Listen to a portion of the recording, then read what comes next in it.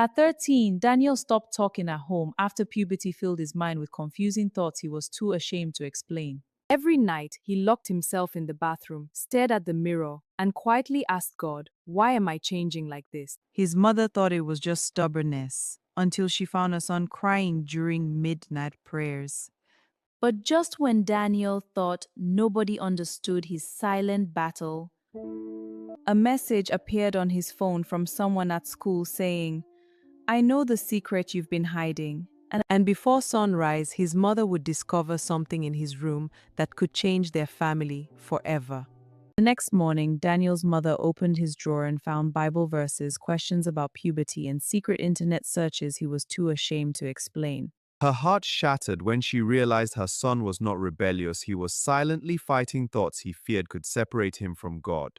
At school, a classmate whispered to Daniel, "If your parents and church won't answer your questions, we would be happy to teach you." That night, Daniel overheard his dad saying, "We are losing our son spiritually." In tears, he walked away slowly while a dangerous message waited unread on his phone. That night, Daniel opened the message on his phone and joined a secret online group promising teenagers answers their parents and church would never give them. The video sounded comforting, but the scriptures his mother taught him kept warning his heart that not every voice speaks truth. Shaken and confused, Daniel shut his phone and whispered, "God, please don't let me drift away from you."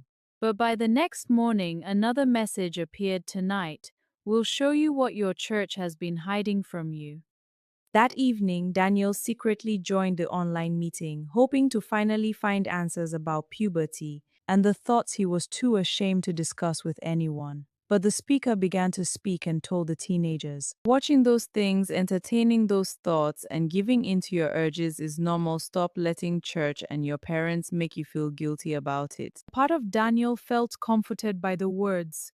Yet deep down inside, he knew they weren't the right answers he needed. He knew they completely opposed the Bible verses his mother had taught him growing up. Then suddenly, the speaker paused, looked into the camera, and said, "Daniel, we know exactly what you've been struggling with."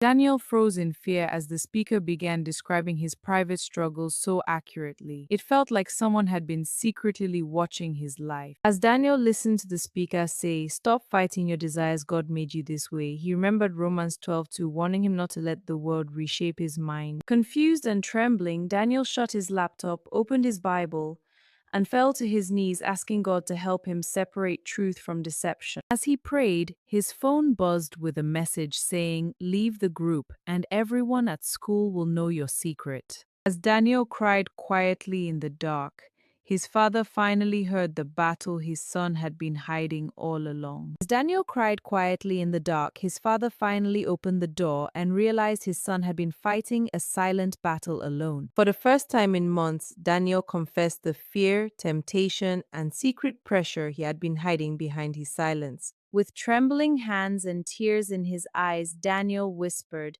"Dad, I need help before I lose myself." Before his father could speak, Daniel's phone lit up with photos as his classmate threatened to spread lies about him online if he left the secret group. Tears filled Daniel's eyes when his father gently took the phone and said, "The devil uses fear to trap people in darkness, but truth brings freedom." Broken and trembling, Daniel finally confessed the fear, temptation, shame, and silent battle he thought made him spiritually dirty before God.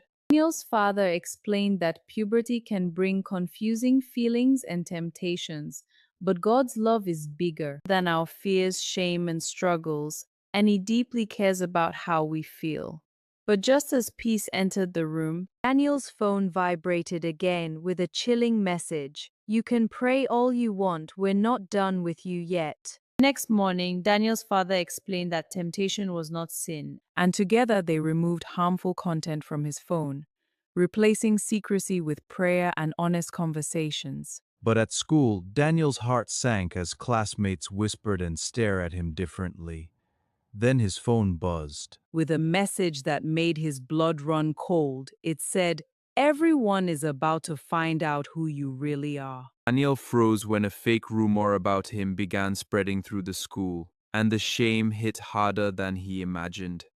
But instead of hiding again, he remembered his father's words that God's love is bigger than fear, temptation, and public embarrassment. Then, just as Daniel gathered the courage to walk into class, his chest tightened as laughter spread across the classroom. And for the first time, he truly understood how shame can make a teenager feel completely alone. But when he expected judgment, one quiet classmate whispered, "I've been struggling too. I just didn't know who to talk to." That day, Daniel realized many teenagers around him were secretly fighting the same confusion, adapting to the body changes and physical attractions. For the first time, Daniel realized that many teenagers are called grown-ups, but they still need the right guidance, not silence and assumption. But even as Daniel processed everything, the shocking post kept spreading, and his chest tightened as notifications flooded his phone again. That evening, Daniel finally admitted to his Bible study group how body shame, confusing emotions, and attraction feelings he never asked for had pulled him into fear and wrong friendships, before sharing how his father guided him with truth from God's word instead of condemnation. After the meeting, another teenager stopped him with tears in his eyes and said, "I thought I was the only one. Can your dad please talk to me too?" That weekend, Daniel sat in shock as more teenagers quietly admitted they were secretly battling shame, temptation, confusing emotions, and fear alone. For the first time, Daniel realized how many young people were silently suffering behind smiles nobody questioned.